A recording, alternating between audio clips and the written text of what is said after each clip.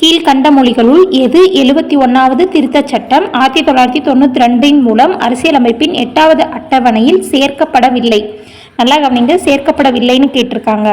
கொங்கணி, மணிப்புரி, நேபாளி 71வது சட்ட திருத்தம் 1992 சேர்க்கப்பட்டிருக்கும். இந்த 3 மொழிகளும்.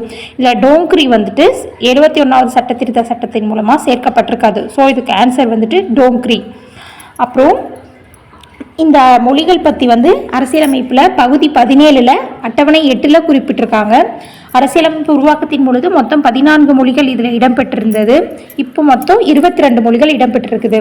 14 மொழிகளுக்கு அப்புறம் 15வது மொழி சிந்தி மொழி 1967வது வருஷம் சேர்க்கப்பட்டிருக்கும். அடுத்தது 16, 17, 18 கொங்கணி, மணிப்புரி, நேபாளி 71வது சட்ட திருத்தம் 1992வது வருஷம் சேர்க்கப்பட்டிருக்கும்.